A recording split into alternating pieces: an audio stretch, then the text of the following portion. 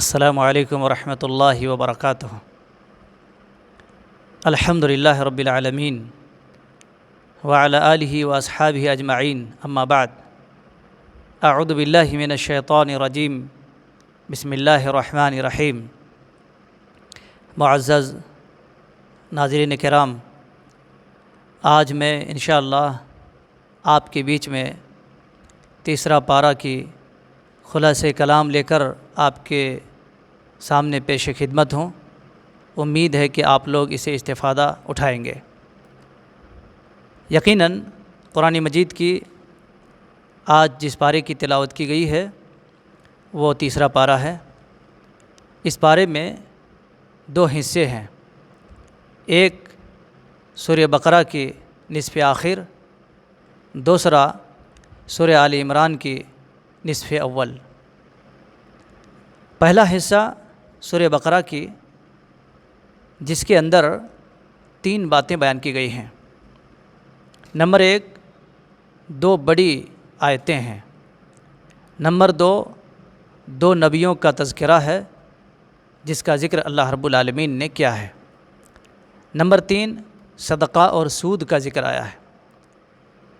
چلیے آج دیکھتے ہیں کہ 2 بڑی آیتیں کیا ہیں۔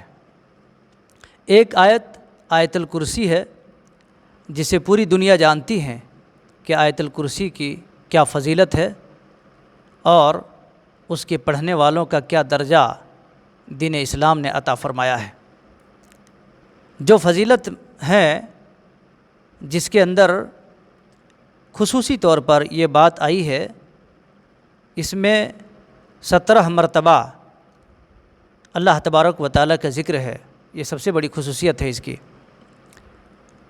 دوسری آیت، جس کے اندر اللہ تبارک و تعالیٰ نے بڑی ساری باتیں بیان فرمائی ہیں، جو قرآن مجید کی دوسری سب سے بڑی آیت ہے، جس میں لین دین کا، کاروبار کا اور دیگر بہت سارے مسائل کا ذکر ہے، جس کو اللہ تبارک و تعالیٰ نے لکھنے کا حکم دیا ہے۔ تو پتہ چلتا ہے کہ ہم اور آپ اگر کوئی معاملہ کرتے ہیں تو اس کو لکھنا چاہیے، اور لکھنے میں ہی خیر ہے، تاکہ دینے والے کو بھی اچھی طریقے سے ثبوت رہے اور لینے والے کو بھی اچھی طریقے سے بطور گواہ ایک پروف رہے اپنے پاس۔ تو اللہ رب العالمین نے ان 2 بڑی آیتوں کا ذکر کیا ہے، جسے آپ کے سامنے میں نے بیان کی ہے۔ اسی طریقے سے دوسری چیز، 2 نبیوں کا تذکرہ ہے۔ ایک حضرت ابراہیم علیہ السلام کا نمرود سے مباحثہ اور احیاء موتیٰ کا مشاہدے کے بارے میں ہے۔ دوسرے حضرت عزیر علیہ السلام، جنہیں اللہ تبارک و تعالیٰ نے 100 سال تک موت دے کر پھر زندہ کیا تھا۔ آپ سب کو معلوم ہے کہ اللہ رب العالمین نے، اللہ تبارک و تعالیٰ نے حضرت ابراہیم علیہ السلام کا تذکرہ کیا ہے، اور انہوں نے یہ خواہش ظاہر کی تھی کہ اللہ تعالیٰ تو کیسے مردوں کو زندہ کرتا ہے۔ اللہ تبارک و تعالیٰ نے ان کے نظروں کے سامنے وہ ساری چیزیں بتا دیا جو قرآن مجید کے اندر اللہ رب العالمین نے ذکر فرمایا۔ اس لیے ناظرین کرام، ہم سب کو چاہیے اور ہمیں غور کرنا چاہیے قرآن مجید کے بارے میں، ان کی آیات کے بارے میں، کہ اللہ تبارک و تعالیٰ نے کس طریقے سے ایک ایک باتوں کو وضاحت کے ساتھ بیان فرمائی ہے۔ اسی طریقے سے تیسری چیز صدقہ اور سود ہے۔ صدقہ اور سود کا ذکر کیا ہے۔ حقیقت میں بظاہر صدقے سے مال کم ہوتا نظر آتا ہے اور سود سے بڑھتا ہوا نظر آتا ہے، مگر در حقیقت یقینی طور پر صدقے سے مال بڑھتا ہے اور سود سے مال گھٹتا ہے۔ صدقہ اللہ تبارک و تعالیٰ کی رضامندی اور اس کی خوشی کا اظہار ہے، اور سود چونکہ حرام ہے، اور سود کا لینا دینا اور سود کا کاروبار، ان اللہ اور ان الناس، یہ دونوں بہت ہی ڈینجرس ہیں اور بڑا ہی خطرناک ہیں۔ سود کے تعلق سے یہ بیان کیا گیا احادیث کے اندر، نبی رحمت صلی اللہ علیہ وسلم نے فرمایا، اگر کوئی آدمی اگر کوئی مومن، کوئی مسلمان سود میں سے 1 روپے کے کائن کے برابر سود کھاتا ہے تو 36 عورتوں سے ایٹ اے ٹائم زنا کرنے کے مترادف ہے۔ دوسری روایت کے اندر بیان کیا گیا ہے اگر کوئی سود کھاتا ہے، سود کا کاروبار کرتا ہے تو ایسا ہی ہے جیسا کہ کوئی آدمی اپنی ماں سے زنا کرتا ہے، نعوذ باللہ من ذالک۔ ہمیں اور آپ کو، ہم سب کو چاہیے کہ اس طرح کی سے قرآنی آیات کو سن کر ماہ رمضان المبارک کے ان سارے فوائد سے ہمیں اور آپ کو ابھر کے آنا چاہیے اور ان سب چیزوں سے توبہ کرنا چاہیے اور ان سب چیزوں سے بچنا چاہیے جو ہمارے دنیا کے لیے بھی ہلاکت ہو اور آخرت کے لیے بھی ہلاکت ہو۔ اللہ تبارک و تعالی ہمیں اور آپ کو، ہم سب کو ایسی ہلاکتوں سے بچنے کی توفیق نصیب عطا فرمائے، آمین۔ اسی طریقے سے دوسرا حصہ جو سورہ آل عمران کا ہے، سورہ آل عمران کا جو سورہ آل عمران جو نصف اول ہیں اس کے ابتدائی حصہ ہیں، اس کے اندر سورہ بقرہ سے بڑی ہی مناسبت ہیں، یعنی کچھ ایسی باتیں بیان کی گئی ہیں جو اس میں اور اس سے تھوڑا سا مناسبت ہیں، جو ملتی جلتی ہیں۔ دوسری چیز، اللہ تبارک و تعالیٰ کی قدرت کے 4 قصے ہیں اور 4 اہم باتیں اس کے اندر بیان فرمائے ہیں۔ تیسری چیز، اہل کتاب سے مناظرہ ہے۔ اللہ تبارک و تعالیٰ نے مناظرے کے طور پر اہل کتاب سے ذکر فرمایا ہے اور اس کے ساتھ مباحلہ بھی ہیں اور آپس میں مباحثہ بھی ہیں، گفت و شنود بھی ہوئی ہے۔ اسی طریقے سے چوتھی چیز، انبیاء کرام جو سابقین انبیاء کرام کا تذکرہ ہے، جسے اللہ رب العالمین نے قرآن مجید کے اندر ذکر فرمایا ہے، جو آپ کے سامنے تلاوت کی گئی ہے۔ چلیے ہم اور آپ دیکھتے ہیں کہ اس کی کچھ قدر تفصیل کہ اس کے اندر کیا بیان کیا گیا ہے۔ نمبر 1، سورہ بقرہ میں مناسبت یہ ہے کہ دونوں صورتوں میں قرآن مجید کی حقانیت اور اہل کتاب سے خطاب ہے۔ سورہ بقرہ میں اللہ تبارک و تعالیٰ نے اکثر خطاب یہود سے کیا ہے، کیونکہ یہود اکثر و بیشتر مدینہ کے اطراف اور چاروں طرف وہاں پر رہا کرتے تھے۔ اسی لیے آپ لوگوں کو معلوم ہے کہ مدینہ کے اندر یہودیوں کی 3 بڑی بڑی بستیاں تھیں، بنو قریظہ، بنو قینقاع اور بنو نذیر۔ یہ 3 بڑی بڑی بستیاں تھیں جو اطراف مدینہ کے اندر یہ لوگ بسا کرتے تھے اور بسے ہوئے تھے۔ اللہ رب العالمین نے اس کے اندر اکثر یہود کا تذکرہ کیا ہے۔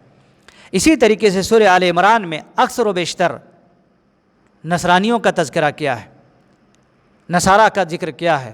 لہٰذا ہمیں اور آپ کو معلوم ہونا چاہیے کہ یہ دونوں قوم ایسی ہیں جو اللہ رب العالمین نے ان کی قباحتیں بیان فرمائی ہیں، اور ہمیں مزید تفصیلات کے لیے قرآن مجید سے پڑھ کر اور اس کی چیدہ باتوں کو اپنے سینے میں بٹھانا چاہیے۔ اسی طریقے سے سورہ آل عمران کی دوسری جو پوائنٹ کی بات ہے، اللہ تبارک و تعالیٰ کی قدرت کی 4 قصے ہیں۔ پہلا قصہ جنگ بدر کا ہے۔ یقیناً جنگ بدر جس کے اندر 313 نے 1000 کی بڑی تعداد کو شکست دے کر کے اور پوری دنیا انسانیت کو بتا دیا کہ تعداد کی بڑی رہنے سے کوئی فرق نہیں پڑتا ہے، مدد اور نصرت اللہ تبارک و تعالیٰ کی طرف سے ہونی چاہیے۔ دوسرا قصہ حضرت مریم علیہ السلام کی، جو یقیناً اللہ رب العالمین کا ایک برگزیدہ بندی تھی، جو بے موسم پھل کے پائے جانے کا ذکر ہے۔ موسم کا، سیزن کا پھل پایا جانا یقیناً یہ تو اچھی چیز ہے اور مناسبت بھی ہیں، لیکن بے موسم پھل کا پایا جانا اور اللہ رب العالمین کا مریم علیہ السلام کے لیے اس کا ارینجمنٹ کرنا، یہ اللہ رب العالمین کی عظیم قدرت کاملہ کا ایک حصہ ہے اور حضرت مریم کے لیے ایک بہت بڑی خوبی اور فضیلت ہے۔ تیسرا قصہ حضرت زکریہ علیہ السلام کا، یقیناً ہم سب کے لیے ایک بہت بڑی بات ہے اور بہت بڑی نصیحت ہے کہ حضرت زکریہ علیہ السلام کو اللہ رب العالمین نے بڑھاپے میں بھی اولاد عطا فرمایا تھا۔ اس لیے کسی بھی انسان کو اس کے اوپر بہت زیادہ شکوک اور شبہات میں نہیں رہنا چاہیے کہ ہم بوڑھے ہو گئے ہیں، اب ہماری اولاد کہاں سے ہو سکتی۔ اللہ رب العالمین چاہے تو عمر کے کافی حصے گزرنے کے بعد بھی عطا کیے جاتے ہیں، جیسا کہ حضرت زکریہ علیہ السلام ہمارے لیے ایک نمونہ ہے اور ایک آئیڈیل ہے۔ اسی طریقے سے چوتھا قصہ حضرت عیسیٰ علیہ السلام کا، ہمیں اور آپ کو معلوم ہے قرآن مجید کی تلاوت ہم نے اور آپ نے سنا ہے، لیکن پتہ نہیں کہاں تک سمجھ میں آئی۔